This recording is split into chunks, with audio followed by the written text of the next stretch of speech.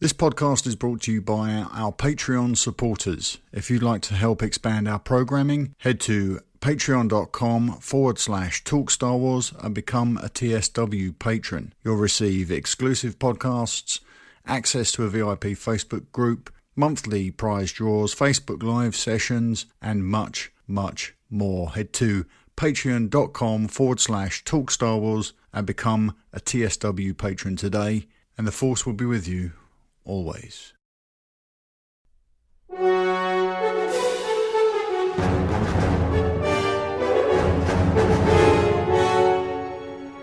Welcome to TSW Comics, a monthly look between the covers of Marvel's Star Wars comic book series.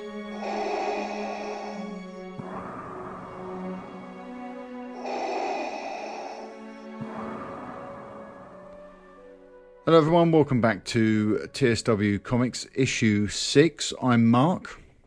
I'm Rob. And I'm Tim. We're a three-man team. We are. Yes, we are. This is a good thing. This is a good thing. And what a month for it as well. We've had, it's been quite the month this month for comic books with New York City ComicCon and the news that's come out of that event. So we've got plenty to talk about this month. It's been exciting time for comic book readers, Star Wars fans in general too. We got the trailer dropping today. Yeah, well, tomorrow for me it's very nearly time for me to go to bed, so it'll be tomorrow morning for me. I envy you. I envy you guys. You're going to be ahead of me. Well, just a little bit. By the time this podcast actually comes out, everybody will have seen it. So we're yeah, it's kind of a moot point. I can even pretend. I can make myself feel that much better. How are we doing anyway, chaps? How's your month been? It's on this end. It's been fantastic. I've just absolutely buried myself in Star Wars. It's a build up to this trailer. I finally got enough time to sit down and organize all my comics. I had about 100 or so comics lying around here, and I've bagged and boarded. Whether it was easy or not, I put everything into my Marvel Comics app as well to have everything digitally and physically. And once getting through that arduous task of doing that was a giant pain because the Marvel Comic app is a horrendous thing to use. Do you not like it? No, I heard you say this on the Nerd Room. You're not a big fan, no? Well, it's not so much the app that I don't like. It's moving my physical copies with the codes into the Marvel Comics app.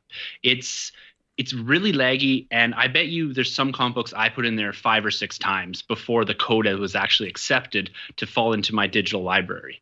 And I'm not sure what the deal is with that, and they expire too, the codes, which has been really frustrating me. So the books I had waited, 3, 4, 5 months to put in are actually not valid anymore. So I'm actually sending a huge list to Marvel to say, look, I've paid for these. I've paid for the digital copy. Can I please have this code reenacted, because it just doesn't seem fair to me to have a comic book that you've bought you can't actually physically get, or I guess digitally get, the comic book anymore because it's expired. Yeah, especially when you're dealing with the sort of numbers you're dealing with. Sorry, Rob, cut you off there. No, I was going to say, and also too, if you're paying a premium for the book, like there's some books that are actually a little bit more pricey, and rightfully so, they give you a digital copy. Like it's great. But like you said, Tim, if you can't use it, it's it's like they used to have an expiry date on those prepaid Visa cards and all that. And finally someone came around and said, look, you can't, this is actual currency. Now this doesn't expire. That's not a thing that can happen. And with movies, they had that issue as well, is that the movie codes that come with your Blu-rays and that used to expire, and they've done away completely with that as well. So I'm looking for Marvel to switch this over to the comic books and say, you have forever. Because if these fall into a long box at some point down the road and someone picks these up in 5 years, they're going to, if the code's in there still, if it's a mint comic book, they're going to maybe want to use that code. And I think people should have the opportunity to do that. So that's my little comic book rant for the week. Yeah, no, why not? I think it's a good point. Especially if once you use the code, then it's invalid. So it's not like you can use the code, put it in your long box, 20 years later, have somebody else buy it and use the same code again. So what's the matter with having it be just use it once, but have it never expire? You're right. Yeah. Yeah, it's not like it's a bit odd. Not that they have to ship anything for you, is it? It's digital media being managed. Someone's just pushing ones and zeros around. Where's the beef? I don't get it. Yeah, and then usually we just went through this whole issue with the digital comic book being taken away and then given back, and now we get a trade paperback with it. So it's actually, the deal is better now, because usually you get a trade paperback with the digital copy from your physical copy. But now I'm running into this issue of the app, which stops me from putting in comic books because it takes so long to do. I swear I was at it for about 3 hours. Wow. Not a word of a lie, to get all of these books in. And there was a lot of books, but it was just this continuous, you'd hit enter and then all the codes would disappear and then you have to re-input them all. So it was just giant pain. That's frustrating. Oh, lovely. See, I use the Marvel app exclusively and to read the comic books, but rather than like the Comixology app, which I have set up, but I have this little system in place now where I buy all my books from Amazon. And then they drop down into Comixology. Then, because I've linked my Marvel app to my Comixology app, they drop straight into there. And I'm sometimes getting these books for half the price of Marvel's just through buying them through Amazon. But they drop down through the apps and they sit right in the same app as the expensive version.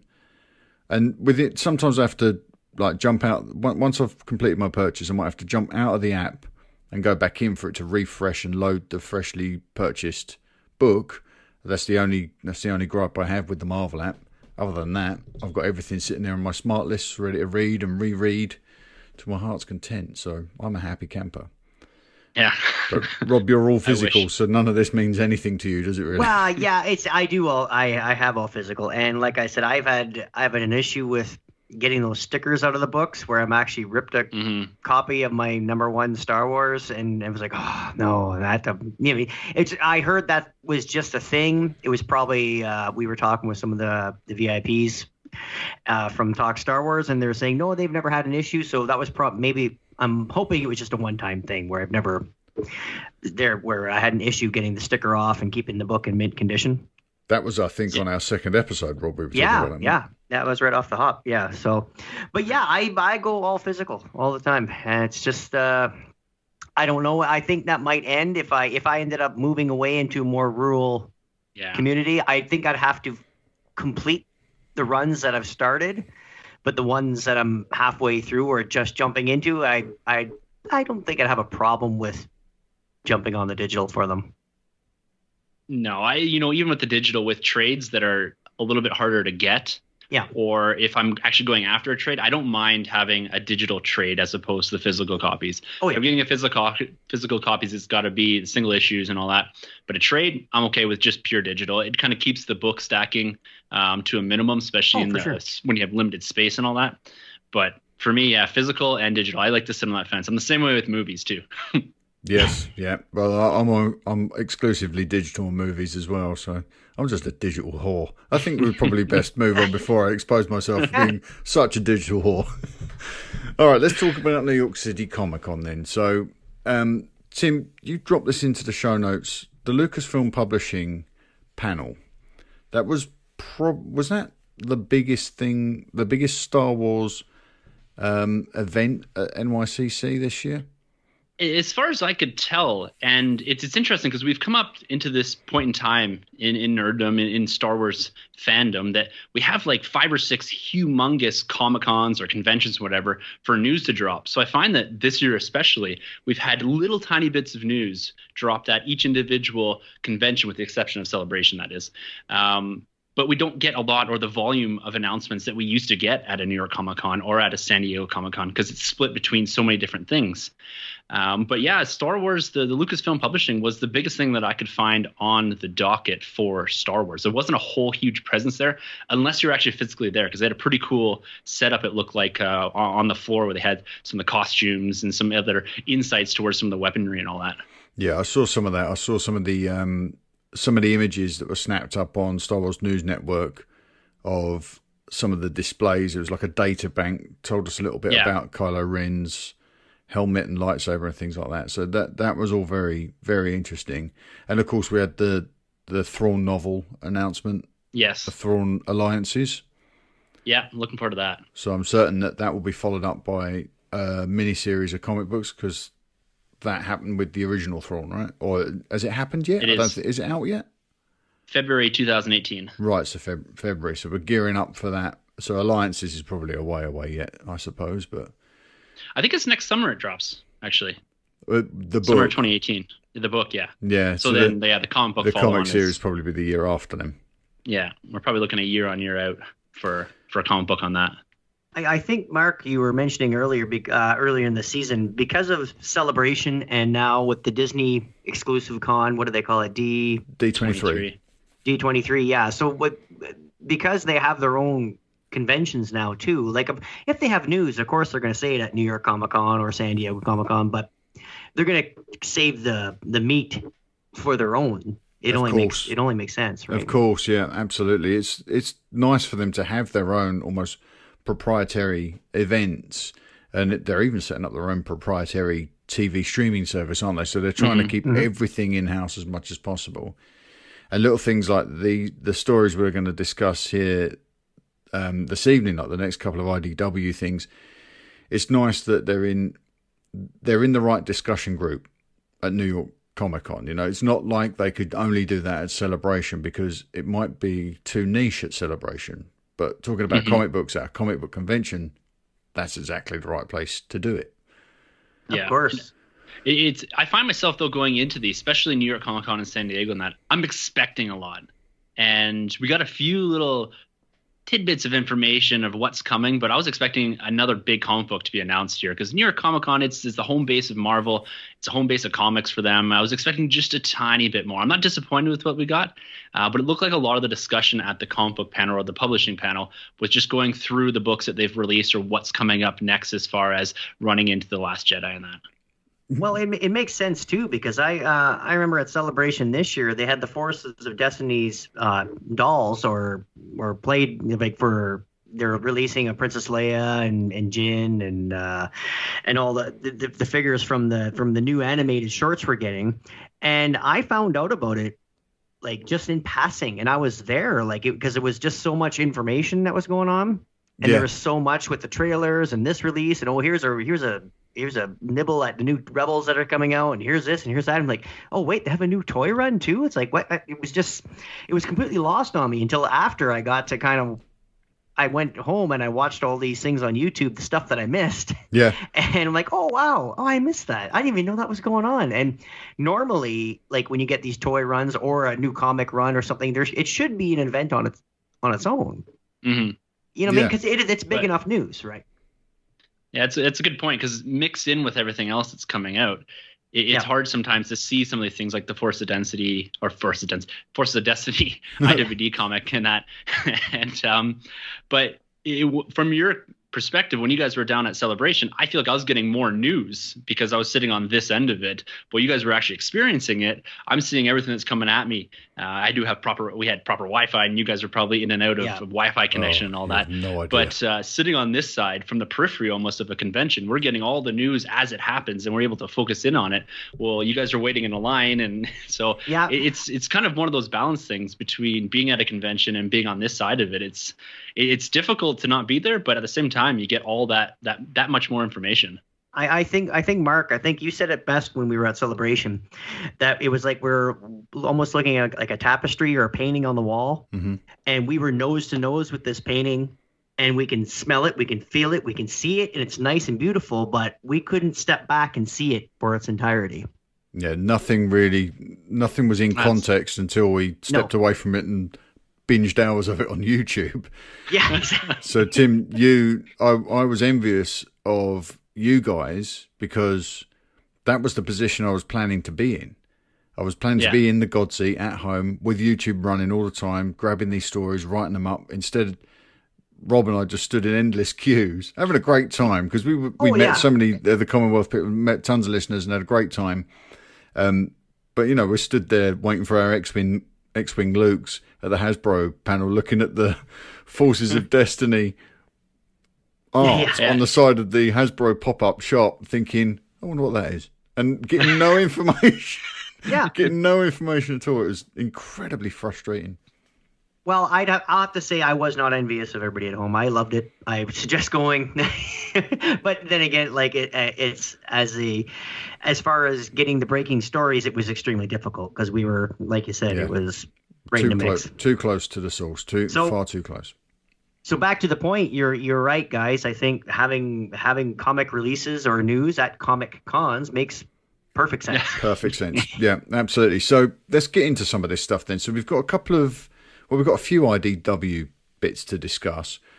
One of which features some input from Alan Tudyk, who has returned to write at least some of a Star Wars Adventures book. Am I right? Yeah, it looks that way. He's writing the K2 stuff, which is kind of cool, and it's just this whole Star Wars adventure thing. Because I know we got going down this path last month, about IWD's role within Star Wars comic book publishing. And personally, I haven't jumped into any of this, but looking back on what we had discussed a few weeks ago, it appears that it's this whole nice little run that was announced at Celebration, and it's really pointed, and it looks like that IWD is found this niche role within Star Wars publishing to publish towards children, or people that are younger coming into Star Wars. So yet another avenue, similar to the Forces of Destiny for the visual. This is for kind of that reading and art medium for children. And I really like the idea of it, having a young daughter, as to having this avenue and having this way to get into Star Wars that isn't necessarily the movies or the films. It's kind of this small steps into this. So I'm really looking forward to introducing these new Star Wars adventure books to my daughter in a year or two, just to be able to flip through and get an idea of the characters, because she's already kind of there, but she's just not at a point where she can sit and get through a comic book. But it looks like for these Star Wars adventures, particularly issue number 3, Alan Tudyk is coming back to write our one of the fan favorites here in K2. And I think it's pretty cool to have someone that voiced this character, someone that brought the character to life, from a motion capture, as well as kind of embodying the whole role in itself, to kind of sit down and write a comic book about him, or write his lines at least. I think that's pretty cool. It is, particularly like what Alan had to say here, this quote. He said, I wrote some of K2SO's words in this. I know how he thinks. I know how he speaks, how he thinks, since I spoke and thunk him in Rogue One. Inimitable Alan Tudyk. Sorry, Rob, you were going to say something. No, I was just going to mention more to Tim's point earlier, or what we were talking about. We were literally recording this very exact podcast at Celebration, and we had no idea of this news. And this flew right over our heads. Exactly. I was unaware of this until we spoke last month. Yeah. About IDW's involvement, because I thought it was exclusively Marvel these days. So yeah, we're way behind on this news. Yeah, and I've read the first 2, and they're there for young readers, but they're entertaining, and it's not giving you anything you don't need to know. It's not giving you anything that's a must-have to go towards the next movie or anything else coming up. But they're nice, probably the closest thing is Forces of Destiny. When you see those on YouTube, they're nice little snippets. They're great. They're entertaining. Give you a little insight into the character, but not necessary. But at the same time, very easy to take in, because it is obviously for the younger readers. Mm-hmm. I think it's great what they're doing here. I think providing a really low barrier of entry for Star Wars first, particularly for younger people. You have your action figure avenue. You do have the films. They're great. They're to a degree pointed at a younger audience. But this, again, is another great way to get young people into Star Wars, and it gets people reading as well. So I think it kind of ticks both of those boxes, as far as here's a different type of media that you can get into for Star Wars, as well as you're kind of developing the child at the same time. So I really like that avenue that they're taking here, and how IWD in particular has found this little niche area of Star Wars that they can provide these type of things, and then they're expanding into the Forces of Destiny as well. Yeah, and it's like you say, it's almost a gateway drug. It's like really appealing to the young reader, and if they bring out a range, I mean, look at this stylistic cover that we've got on issue 3 with Finn and the little comic book version of Chewbacca down there in the bottom corner. These are really gorgeous looking illustrations. I can imagine a range of action figures, even if they're limited, spinning out of this, because we've got the Forces of Destiny, and that went hand in hand with a released wave of merchandise, which obviously Rob and I, that was our first exposure to the concept of the Forces of Destiny. But if Star Wars Adventures was to become a range of collectibles as well, then they're getting a whole new audience on 2 fronts, both collecting and comic books, and bringing them right in to Star Wars from a very young age. Absolutely. And also too, a lot of people are looking at Marvel handing this, oh, here, you IDW, you can do this because it doesn't mean much. I've had nothing but awesome experiences with IDW. I love them. Their recent, I've read every single one of their Star Trek Boldly Go. I know it's Star Trek, not Star Wars, but they're a fantastic book. There's nothing wrong with the company. They do a great job. They do have great artists and great storytellers, and I think it's just another avenue and maybe a way to split up the reading from adult to younger. What about canon concerns? Are we? I mean, obviously, with where these stories are being pitched, we're not going to have to worry. I think they're kind of taking their foot off the cannon pedal a little bit at the moment, aren't they? Yeah, I think so. I'm not a huge fan of this idea of soft canon.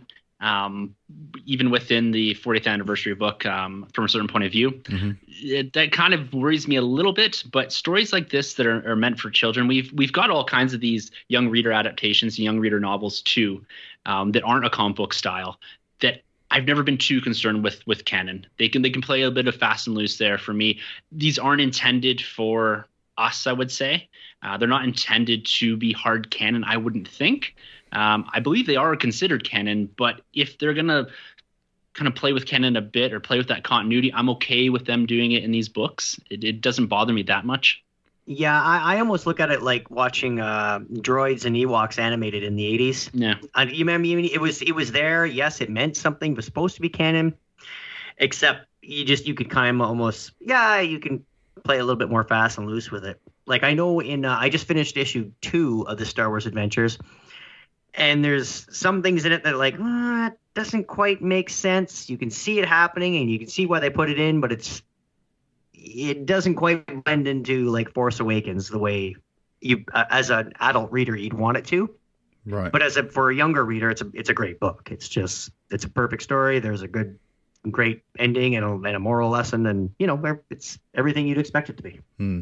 Yeah, well, even the title Star Wars Adventures, I kind of take this from the perspective of that new Luke book that's coming out, The Legends of Luke Skywalker. Yeah. Is that these are told from a perspective and may not necessarily reflect exactly what's going on in canon proper, as this is just a perspective of a story, and it's meant for younger children, so maybe it's told by younger children. I haven't read any of these, so that's kind of how I'm looking at it from that perspective, is that it's a story told by a child, say, or by a younger storyteller to a younger audience. So if they're gonna kind of flex things and be a bit more liberal with canon, I think this is a place to do it. That's a really good point, actually, because it brings me to a quote of Pablo Hidalgo, who was talking about, I think there's a story in A Certain Point of View that involves Greedo shooting first over Han stealing a girlfriend or something. It's a very, I won't get into spoiler territory, but it would appear that in that book it sort of reframes the shooting of Greedo as Han shooting first. So, and Pablo's comment on it was, and I really love this, it's really cute. He said, 2 men entered a booth, 1 died, reports vary. And that is really great. It's exactly what you just said, Tim, about people telling stories, recounting tales, and then you get the opportunity to take artistic license with those tales and tell them from different perspectives. So we get something as the audience, we get the position prime to consider, but then when you take in these other bits of media, you can colour that prime position you have, the God seat, with some of the other information around and see how it might have been biased. So if these books take that sort of liberty, I'm totally okay with that. Yeah, I'd agree with you. But one thing on that though, I actually I met Paul Blake, the gentleman who was in the Guido outfit. Yes. From No Hope last weekend. He gave me an autograph and he signed it, Rob, always shoot first. Guido, Paul Blake. So if that is anything what Pablo Hidalgo was saying, it's him. I got it right from the source. He's well, great. You can't argue with that. No, exactly. He gave me fair warning. Brilliant. I'm emailing Pablo as we speak. Yes. Okay, we've mentioned it a couple of times this evening. Forces of Destiny. This too is getting a limited. So no, actually, it's not a limited series. It's a weekly series from IDW called Star Wars Adventures: Forces of Destiny. So this is kind of wonderful for another reason. This is clearly young readers, probably not as young as the other Star Wars Adventures title we were just discussing, but this is almost exclusively, in fact, I think it is exclusively female creatives. Yes, it looks that way, yeah. So we've got female-centric stories surrounding the wonderful heroines of Star Wars and being brought to us by creators such as Delilah S. Dawson, Beth Revis, Jodie Hauser, Devin Grayson, a real complement of female creatives. What do you make of this? Women creating female stories for the younger female fan. Fantastic. I'm a huge fan of the Forces of Destiny, the YouTube show, or whatever you want to call it, the little serial thing. And this is great. This is another great avenue, I think, for people to enter into Star Wars. And if it's focused a bit more on the female audience, particularly the younger female audience, I am all for this. I have a young daughter. She's just 3. She's not quite there with all this yet. But this is going to be something that I'm going to point her at later on down the road. She knows who R2-D2 is. She knows who BB-8 is. She even knows who Darth Vader is. But having these heroines that I can say, look, there's a comic book, there's shows, there's all this type of media for you to jump into. And then move yourself into some of the bigger stuff. I think this is absolutely fantastic. I've been nothing but and will always be supportive of these type of ventures for Star Wars. Well said. Yeah, I'm the same, and I dislike the pushback people are giving with like, oh, you have the female characters, you have to have female writers. Well, no, it's perfect sense. You have to get the right people for the right job, and who, especially when you're looking at these characters. These awesome role models. I know I got a couple daughters myself, and I'd love for them to look up to these characters for what they are. And who would know better than to write them? Like it's, I don't know if I'm making any sense. It's just the people thinking that they're putting these out and they're having female writers because they're trying to balance the scales. Well, no, this is the right people, the right writers for the right job. Yeah. And it's not because of because they're kid books. It's because these are powerful women, and this is this is the way it should be. Like what would I know about writing about? You know what I mean? Like from a male point of view, I just don't like the pushback that people are thinking that there's some balance or equal opportunity or balanced scales. No, these are the right ladies for this job. It's perfect. That's it. We're one step. This is getting us one step closer to being able to look at the creative process for Star Wars. Really, it's really for anything, because we've just seen it being hugely successful in movies at DC this summer with Wonder Woman. But you've got the right people creating the right content, and at some point, no one will even bat an eyelid about who it is or what gender, what position they're coming at this from. It's just going to be about getting that story told and seeing the right person, the right creative in the big seat.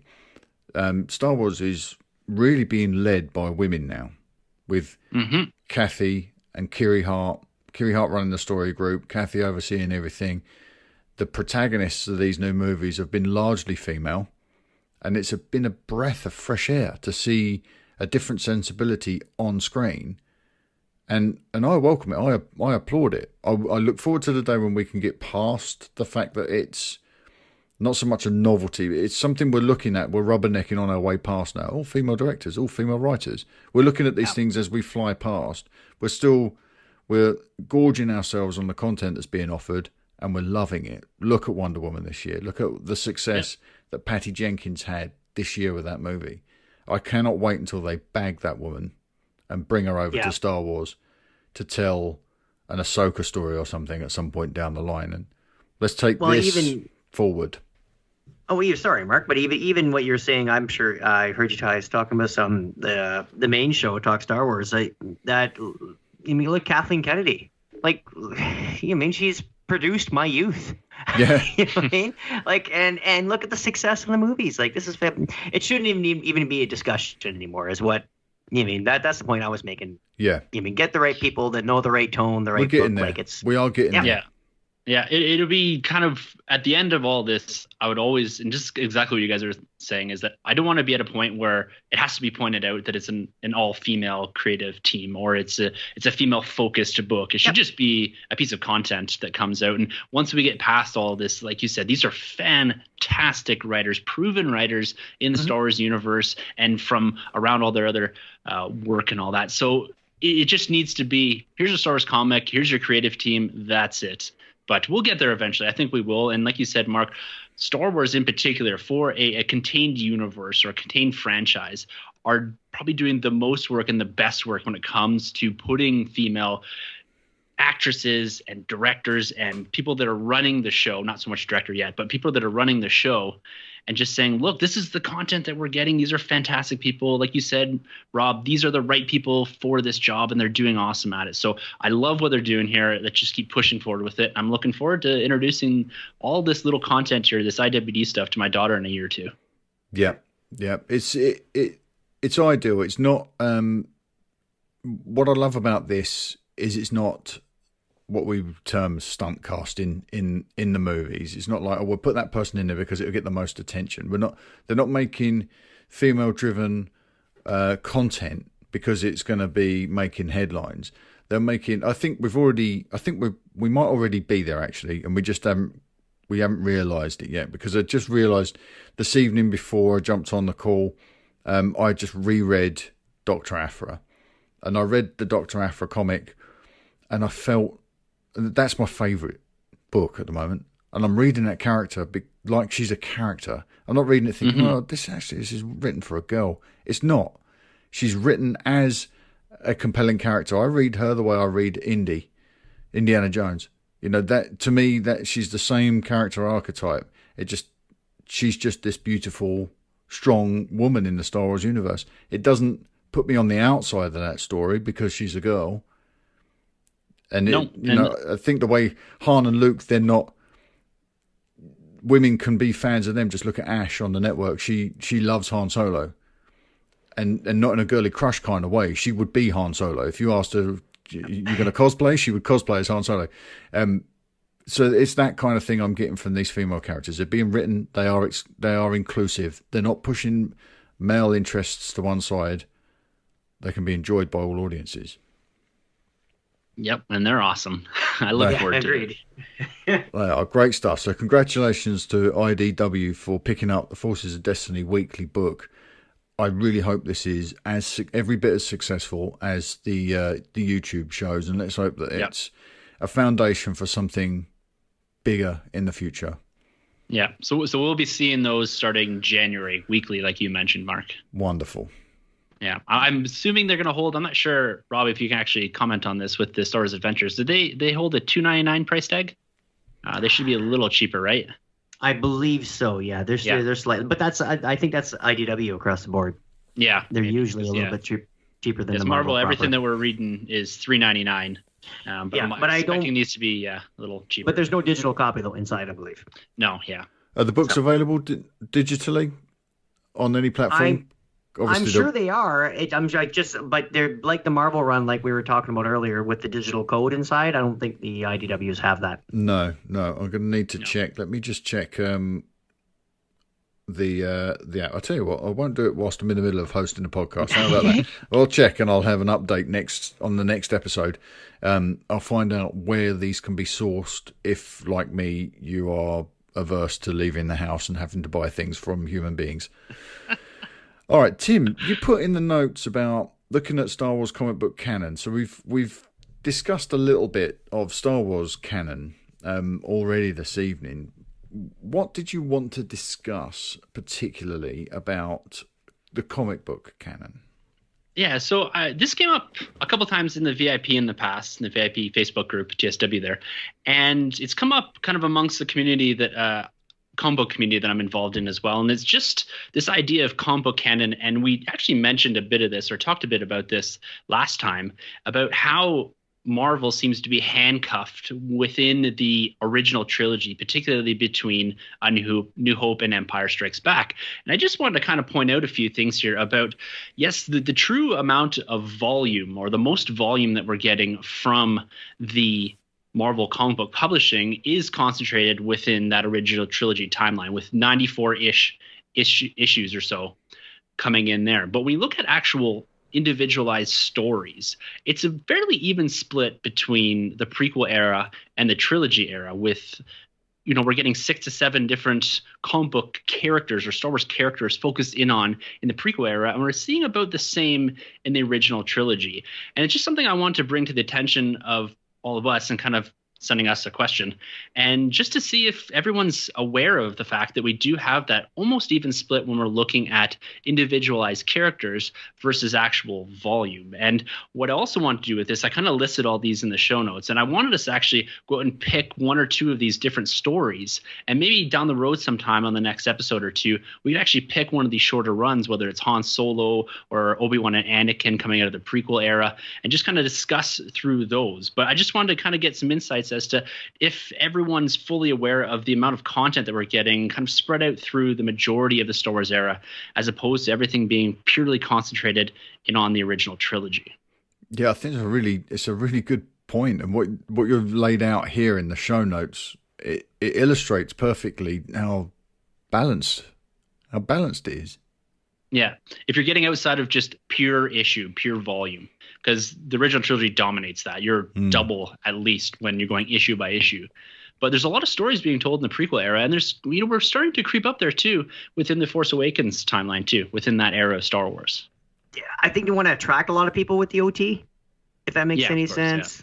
Yeah. You know what I mean? Because everybody knows Luke, Leia, Darth, and Han. So I can see what they're trying to do. But also, too, like you said, with Poe Dameron, the TFA adaptation, Captain Phasma, like, we're getting new groundbreaking stories that aren't shoehorned in anywhere. Yep. And there's a lot in that prequel era, too. There's the 12-issue Kanan comic book. There's the Obi-Wan and Anakin, the 5-issue prequel that takes time between Phantom Menace and Attack of the Clones. There's the Darth Maul, which we've talked about in the past. There's an upcoming Thrawn. There's the Vader that we're currently reading.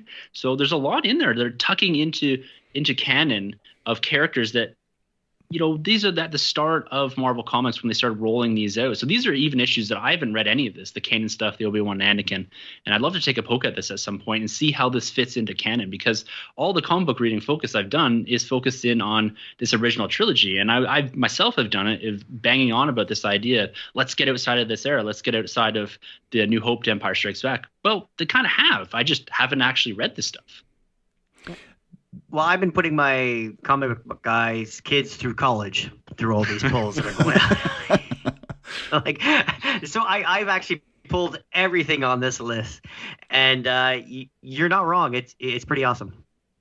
Yeah, we're pushing up on 200 issues within the next probably 6 months that have been produced, not including IWD, by Marvel since they got this license back.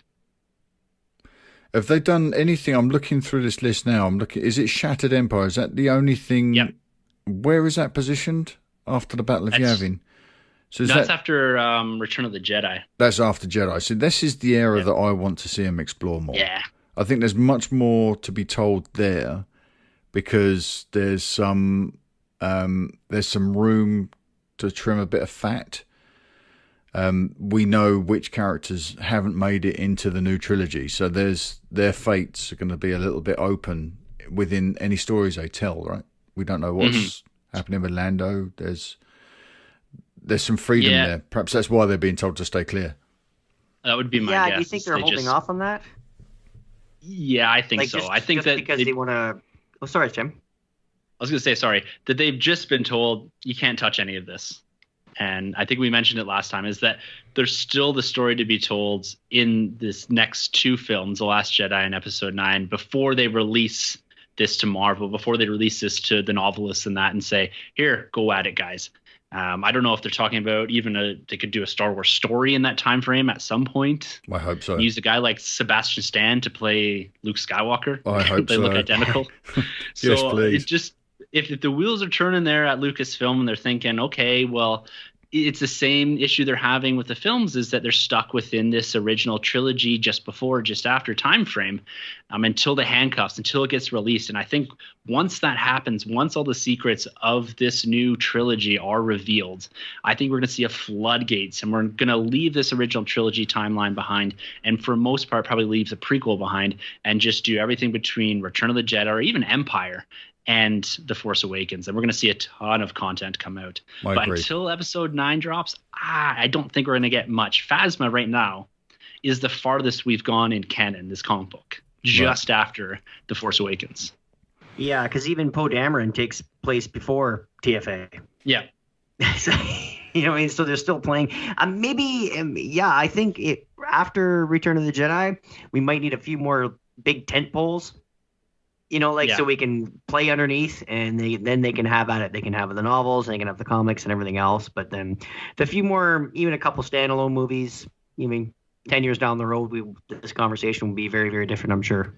Well, there's the two things I wanted to add to this conversation. The first is, I think the rules you've just laid out, Tim, apply to Rebels as well. So at the moment, we don't know where Rebels is going to go. When that season wraps, when that series wraps, you might see a sudden deluge of Rebel stories being told in print and in comic books, because they're then free to go wherever they want with that story, because they'll no longer, apart from Hera's involvement in Rogue One, they'll no longer have any restrictions on what they can do with those characters.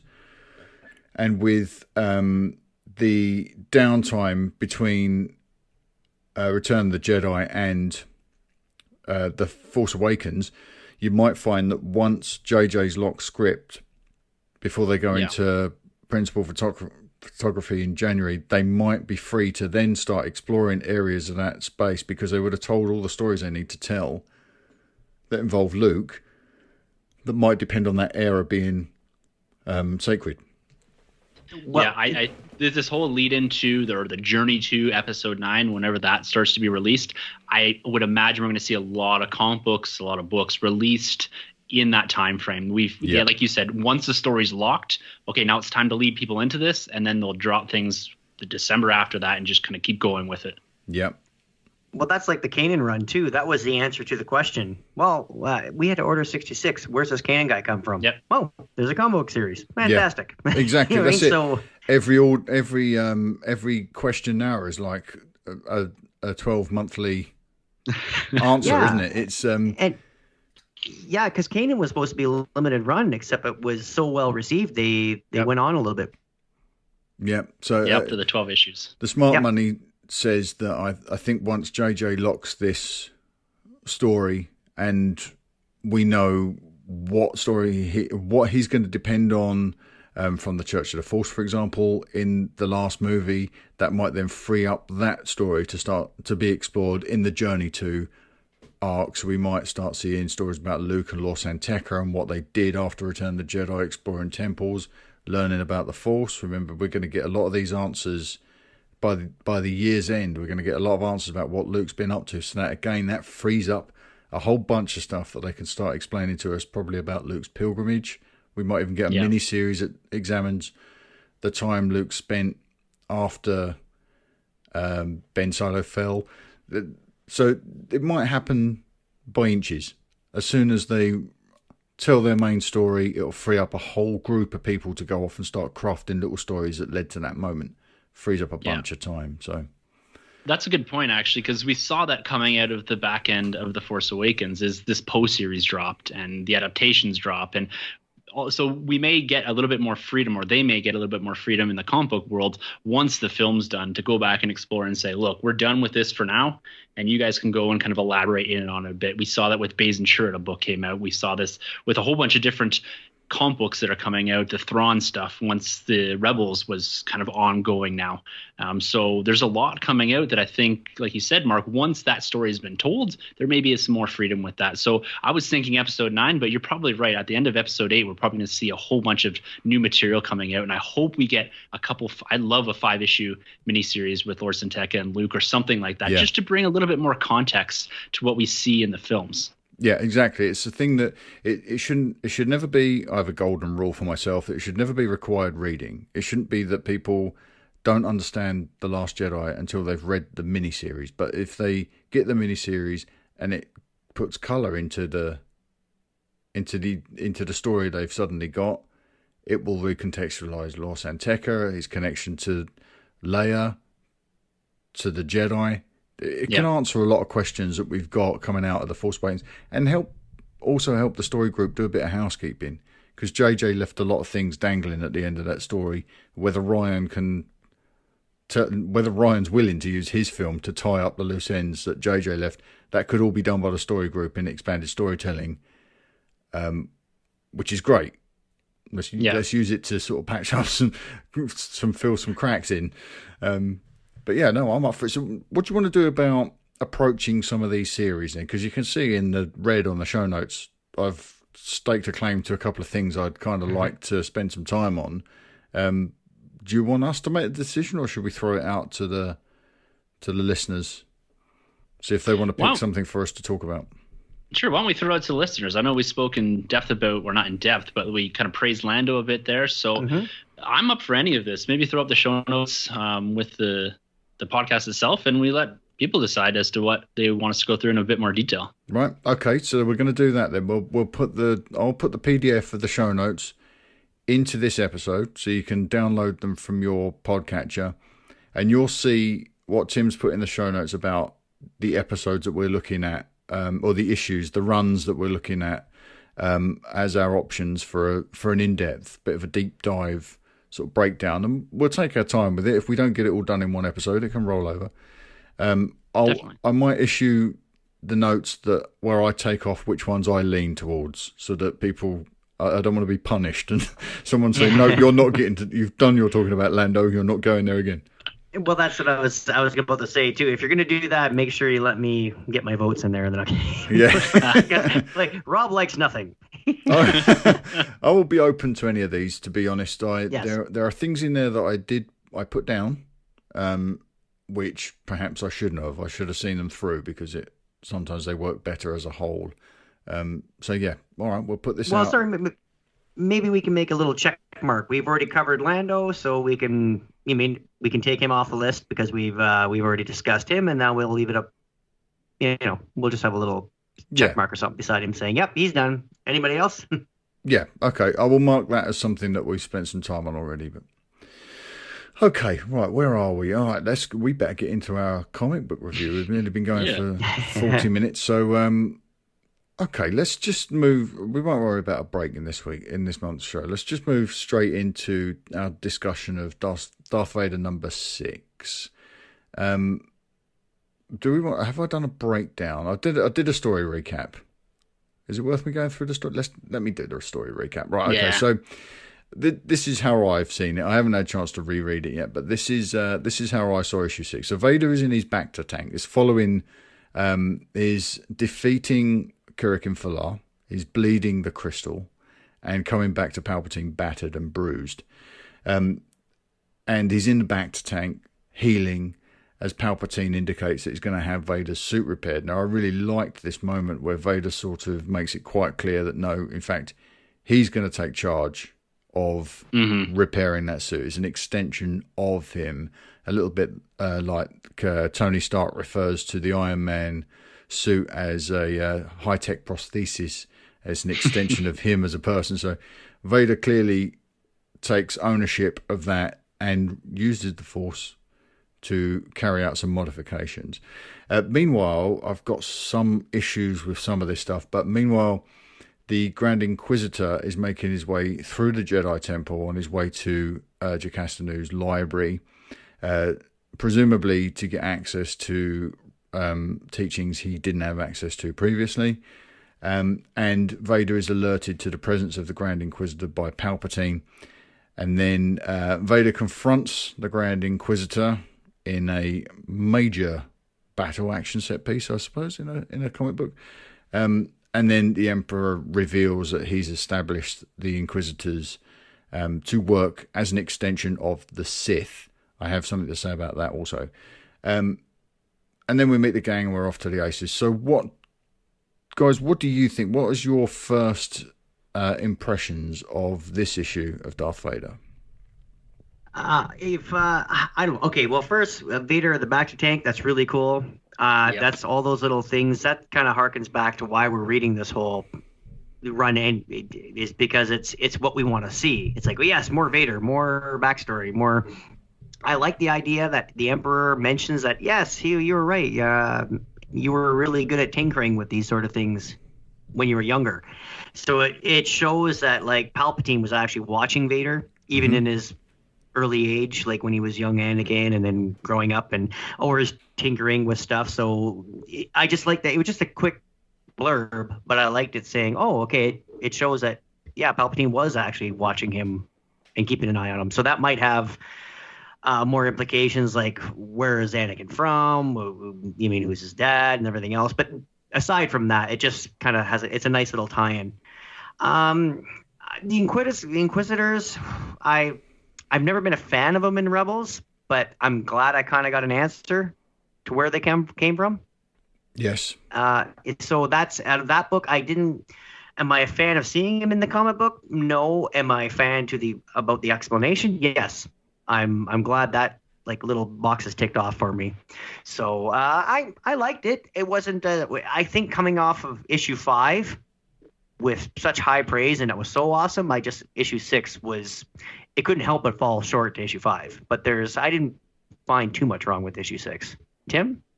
Yeah, I'd have to agree with you there that coming off of the back end of issue 5, or even that arc there, following that up, it's really difficult to do. No matter what was put out there, I don't think we're going to be as high as we were last time when we talked issue number 5. You can't come off of an issue that big and that had that many consequences for the go forward story and not feel slightly let down by the follow-up issue. But I think that's okay. From my perspective, I actually really liked this issue.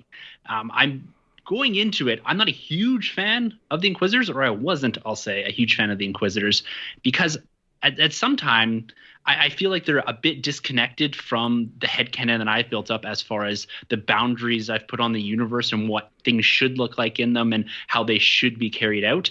But this comic book, what it's done for me is it's taken that first season of Rebels and into the second season of Rebels and put all of that into a frame where I'm able to say, yes, this is the Star Wars that I'm happy with. This is the Star Wars. These are the stories I want to see.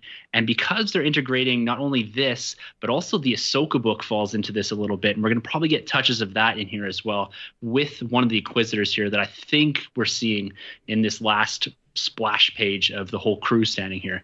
But I like what they've done with the Inquisitors here. I've liked that they're bringing them into the comic book world and giving us that explanation that we haven't necessarily gone in Rebels. And it reframes Rebels to a degree for me as being part of, or maybe more of the Inquisitors. It reframes them as being part of something a little bigger, because I never really connected them that much with Vader and that much with the Emperor. But now seeing them all connected here and having a much bigger plan and a much bigger basis behind the Sith, I know this might be a bit controversial, but that's kind of why I'm liking this book and the integration of the Inquisitors. But I think the whole book in itself, there's a focus on the Inquisitors, but there's also the focus in on Vader and Palpatine. I think that's the important point of this comic book, is that we've seen the distrust in the Vader book in the A New Hope timeframe.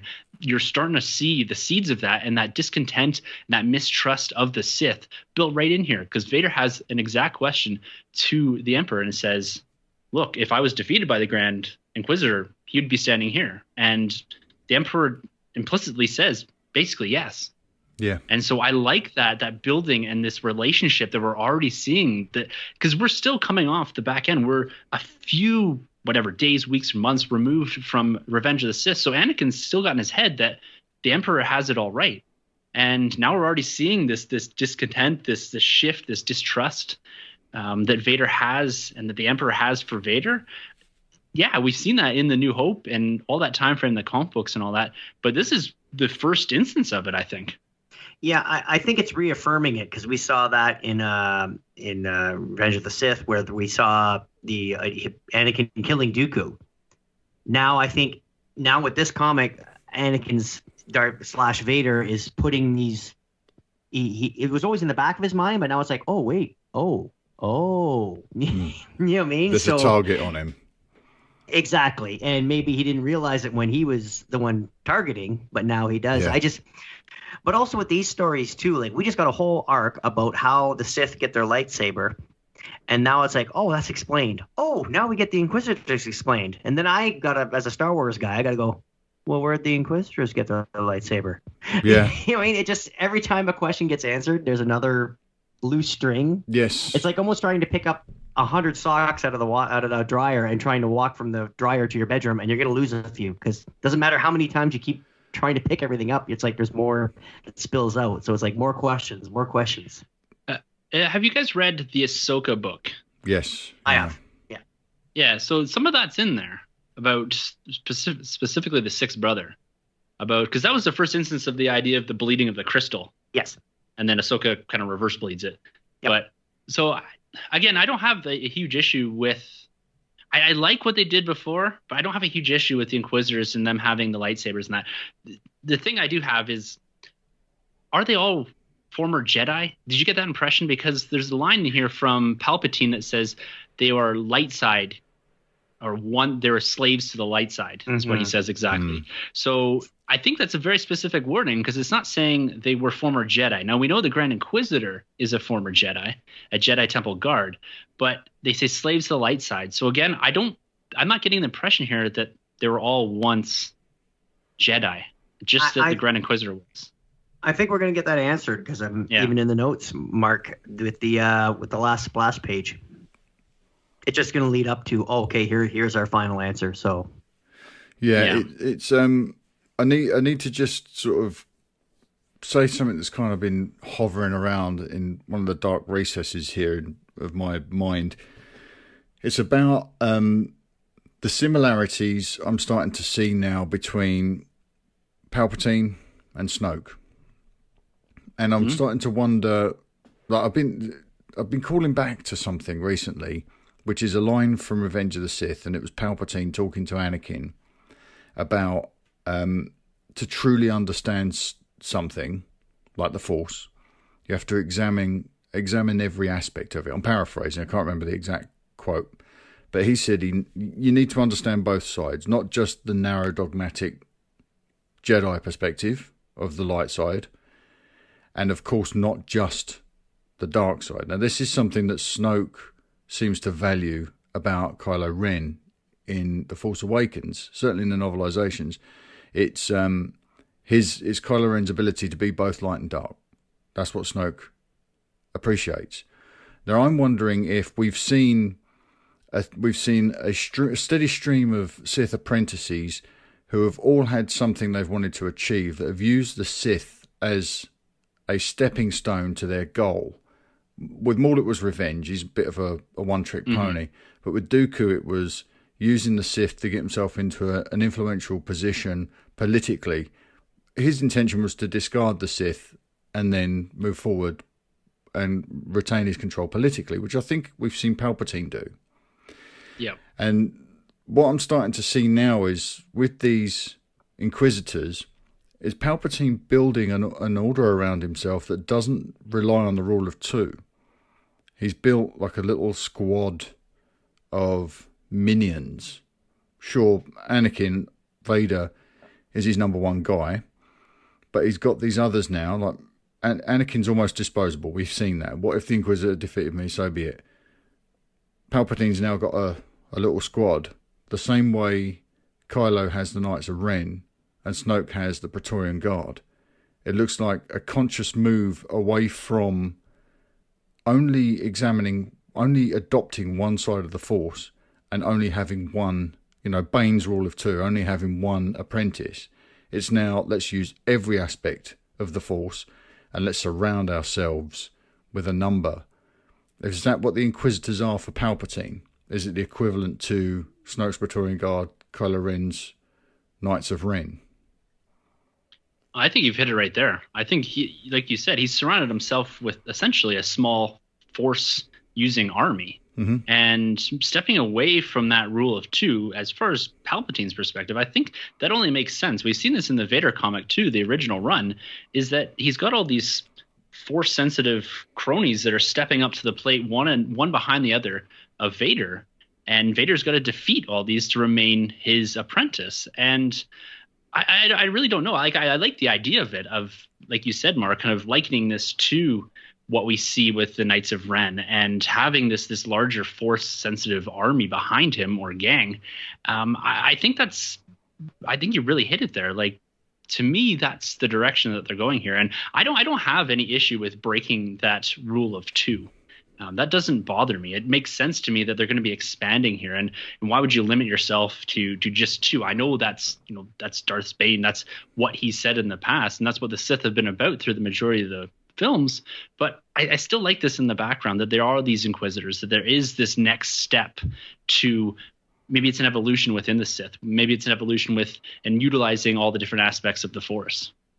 Well, the rule of two also with Darth Bane, I was like rebuilding the Sith from literally ground up. And I know I'm reaching back to Legends, but either way, like even when they say it in the movies, the rule of two. But that was to get, once the Sith, their entire goal was to take over the galaxy, and now Palpatine, the last of the run, has done that. This is a 1,000-year plan that's finally finished. So now maybe he has a little bit of a clean slate, because now the Sith are back. They're exposed again for the first time in the millennia. You know what I mean? He's running the whole galaxy, and now maybe it's okay. That was the plan, to get the plan done, and two were fine, so he can stay in the shadows. But now we have this.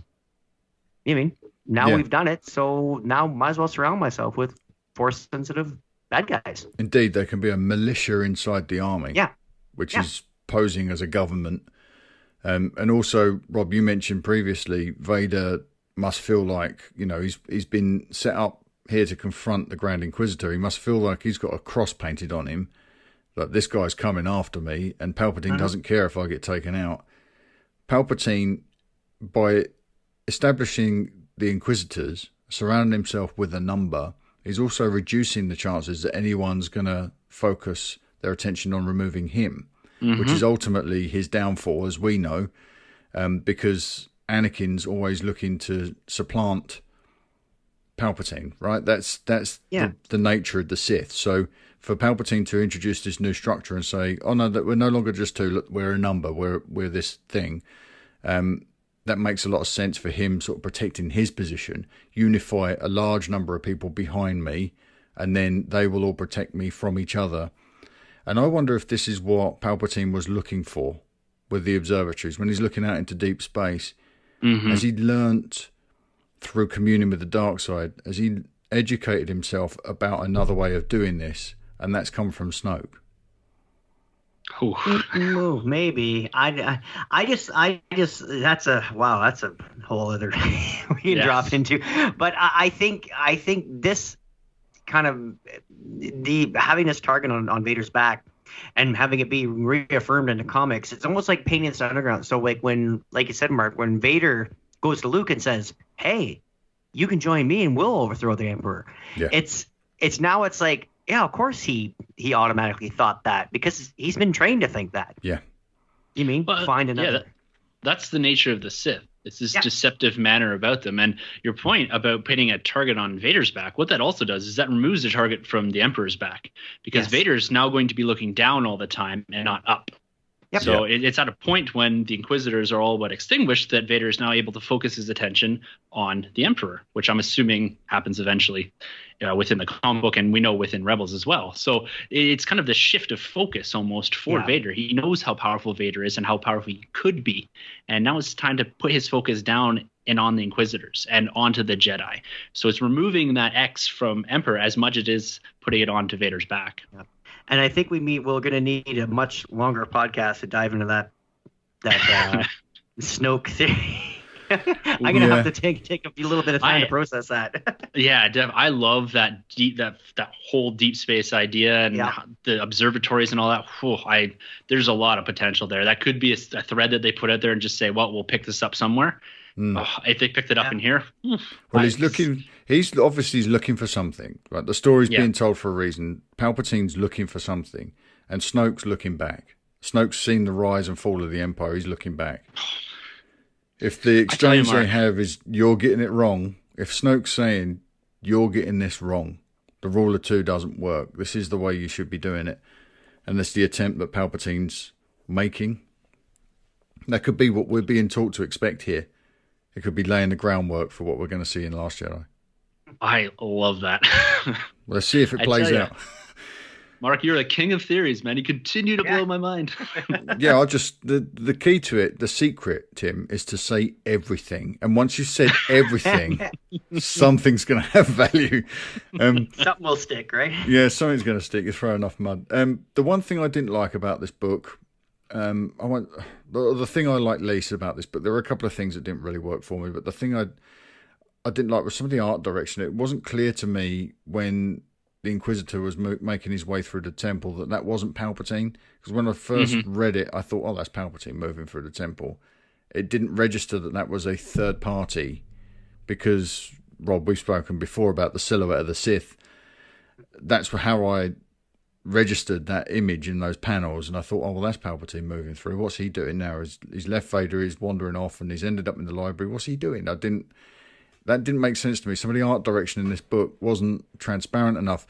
They put the Grand Inquisitor on the cover. They didn't need to keep that secret. They could have exposed that straight away, right? Yeah. Did you have any issues with the structure of the book in that regard?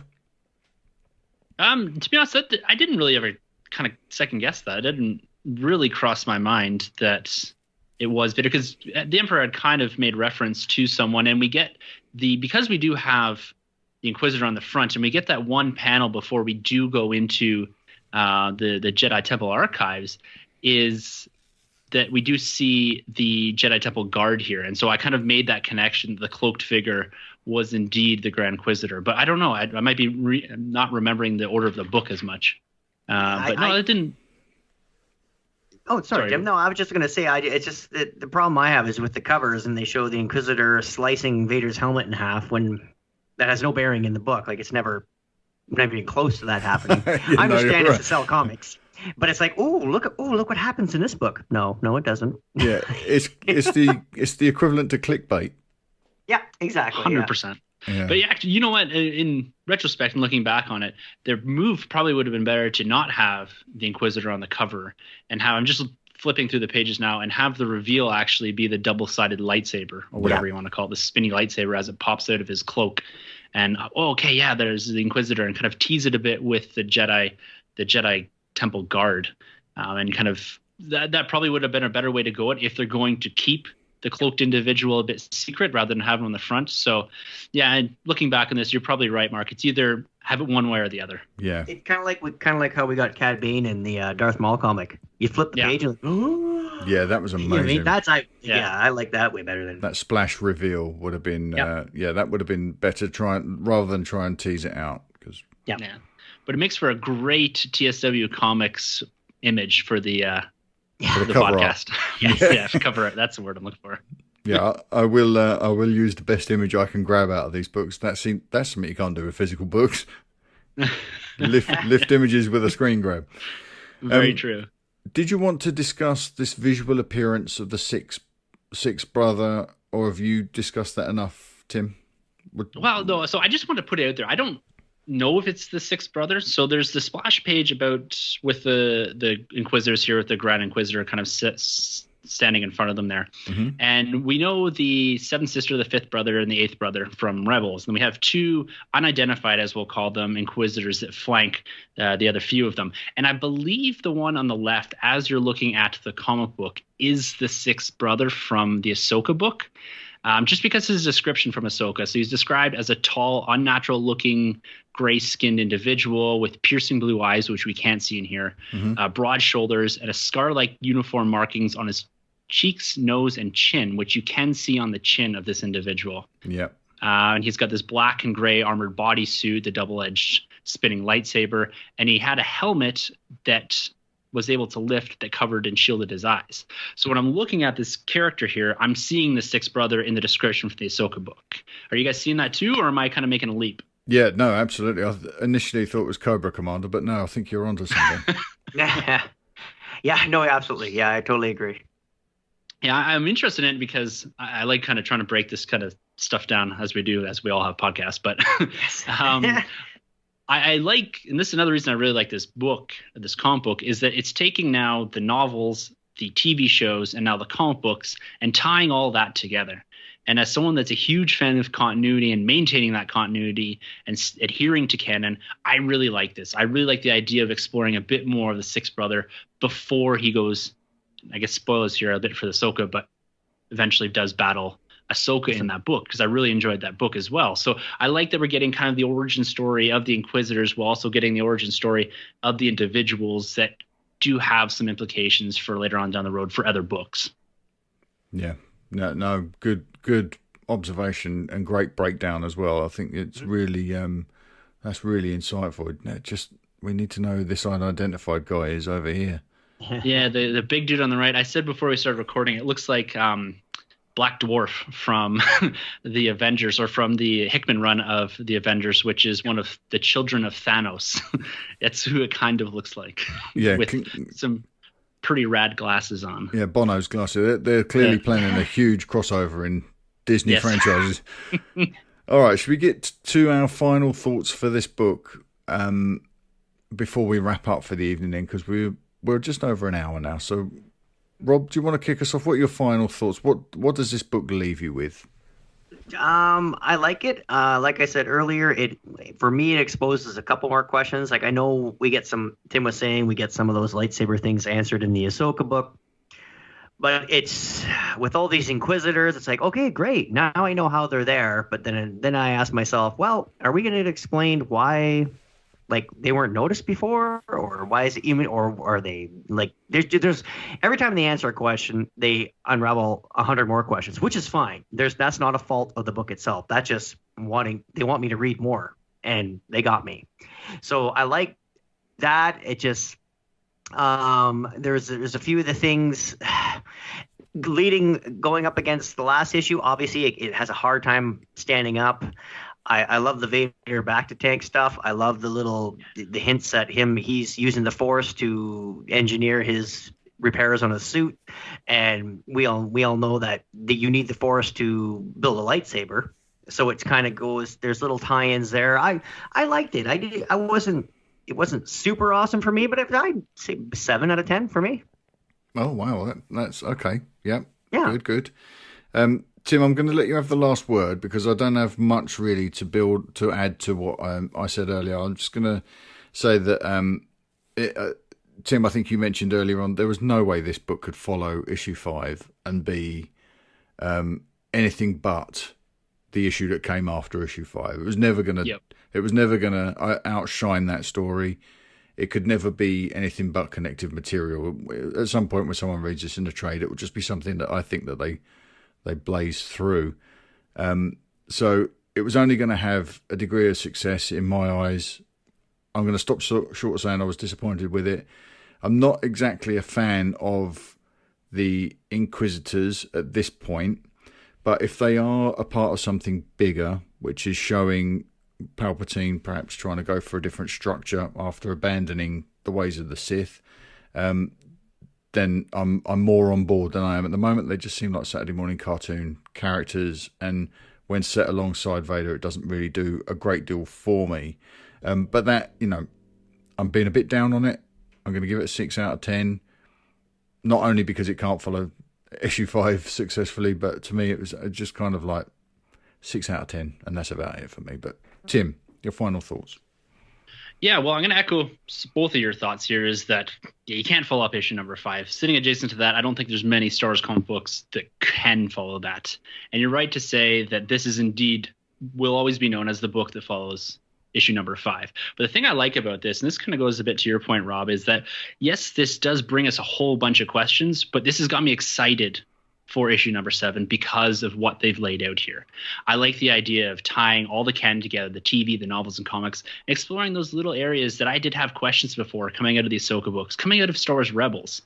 And I never really liked the idea of the Inquisitors until this comic book. And I'm not saying because they do great things in this comic book. It's well done, but it's not a huge game changer for the Inquisitors. But to me, it starts to tie up some of those loose ends that we had going into Rebels. And it starts to tie up all this canon, all these questions that I really want to know more about. So going forward, I have a bit more appreciation now for the Inquisitors coming out of this comic book. And maybe that's me projecting a little bit of my hope and anticipation for what they're actually going to do here. And we're going to have to wait until issue 7, issue 8, and that to see exactly what they do, if that lives up to my expectations. But overall, I think this book successfully introduces the idea or the concept behind the Inquisitors. It shows some of this mistrust in that behind Palpatine and Vader, which I really like. That's a relationship that I want to see explored a bit more in a bit more depth. And also we're going to start to see the Jedi Purge, the initiation of the Jedi Purge. One thing that we didn't really discuss was this Jedi that was sitting at the end of this comic book. And this idea that there are other Jedi out there that are still existing that these guys are going to go chase down. So something that we've wanted and something that we've kind of heard about for years is this Jedi Purge. What happened after Revenge of the Sith? Yes, the majority of the Jedi are gone, but there still seems to be a few pockets of Jedi here and there that these Inquisitors and that Vader are going to be chasing around in the subsequent books here. So for me, this leaves a whole bunch of questions, but these are questions I'm excited to see answered. And I'm excited to see them answered with this art style and with Charles Soule at the helm. Well said. We can probably withstand just backpedaling just slightly and just mentioning what you just said. The last splash page, setting up issue 7. Spoilers, Jocasta Nu. We mentioned her earlier on in the story, but we didn't. I failed. I should have brought us back full circle to that where we left off. Is she premium enough a character? I know I'm coming at this from completely negative position, and perhaps I shouldn't. Is she a premium enough character for them to be going after at the start of the Purge? Probably not, but it depends on how many Jedi are left, I guess. I didn't. To be honest with you, fully honest with you, I did not pick up that was Jocasta Nu until you said that. I think it's because she was in the movie. I mean, she was in so that's why it's like, oh, there's just another one. They didn't kill her in the movie, so well, here she is. I guess the other thread that you can kind of see some continuation from is that it was a bit of focus, and this might be the Grand Inquisitor's issue, is that he's seeking that knowledge. He's upset that he didn't have that knowledge or wasn't given the ability to get that knowledge by the Jedi. So he felt like he's been wronged by the Jedi Order themselves. So chasing Jocasta Nu, chasing the idea when he's in the Jedi Temple archives, that might be some connective tissue around Inquisitor going after her more than Vader so much. So I don't know if there's some connectivity there, or if I'm trying to really tug on a thread that isn't there. No, you might be right. I mean, if he's looking for that knowledge and she was the gatekeeper, it would make sense that she might be the first, but it would also make sense that perhaps Palpatine's looking for some knowledge that perhaps left the Jedi Temple with her. Yeah. Well, and it also, I think it bookends the actual issue itself, because we saw them in the beginning where he saw the Inquisitor. They were in the temple, in the library, looking in the library, and now here you go. I feel embarrassed I didn't pick that up. Well, don't. I can cut it out of the episode if you like, Tim. I really won't. I really won't make the effort. It'll end up on a dark side somewhere. Okay. All right, let's wrap this one up then. So it's been a pretty good. It's been a pretty good month for comic book news and for comic books in general, especially if you're a Dr. Aphra reader. This was a fascinating conversation. I think I'm going to go back and reread issue 6 now and see if I can pick up on some of the bits that I've clearly missed or undervalued. All right, we ready to back out of this, gents? Yeah. Anything you want to throw in before we wrap up? I guess I didn't give my rating. So sorry. Yeah, Tim. No, that's my bad. This is gonna get you both. I'm gonna give this an 8 out of 10. Generous, I know. Yeah. That is pretty I'll probably strong. eat my words later. No, I think maybe I will be revising my rating next. I need to give this. I clearly need to give this another reading, I think, and reevaluate, because you've obviously you two have both picked up on some value that I've missed here.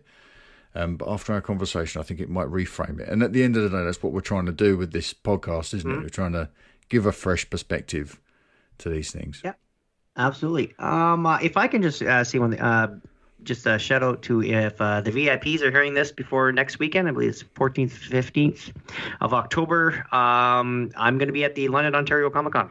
So if any of them are in Southern Ontario or at the con, I will be poking around there probably on the Saturday. So tweet at me and you'll I'll be there.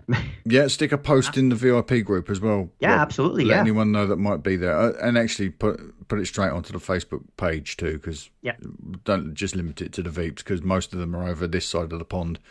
Yes. Okay, Tim, what you got coming up on the Nerd Room soon? Well, we got this.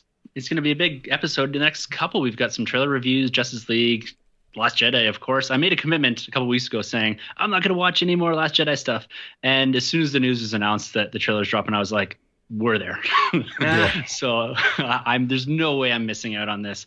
Get the tickets dropping here on as we're recording almost. Yes. And it we're going to get into some comic book stuff. We're trying to reshift our focus back to comic books a bit, more on the Marvel DC side. We do talk a little bit of Star Wars, on that, pun intended. And we're going to be getting into a little bit more of that. And then we've got with Thor Ragnarok and Justice League coming up, we're going to do our prelude episodes to those, talking about comic books and all that, building into those stories. And then we'll be doing a whole bunch of reviews as we get into the back half of this year.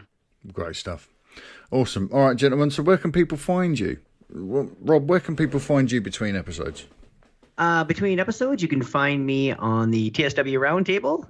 That's coming out. There's always one in between a TSW comic somewhere. And today I just finished recording with Commander Cody and Steve from the Rogue Squadron podcast and Steve from the San Diego Sabres podcast. So that'll be hitting your feed pretty soon, and that was a lot of fun today.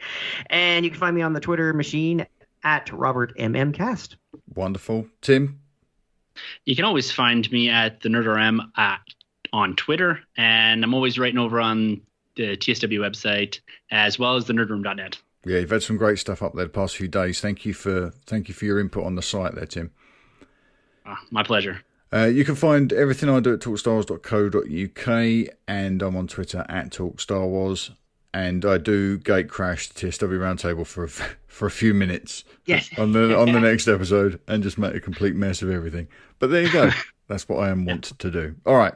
We will see you guys next month. Don't forget to download the show notes. Take a little look at what we want to start focusing on. We want to sort of revisit some of these limited runs and do a bit more of a deep dive. So have your say. Email us at talkstarwarsinfo@gmail.com. Put TSW Comics in the subject line. I'll make sure these chaps get it, and we can take your feedback on board and do a bit more of a deep dive in some of these wonderful books.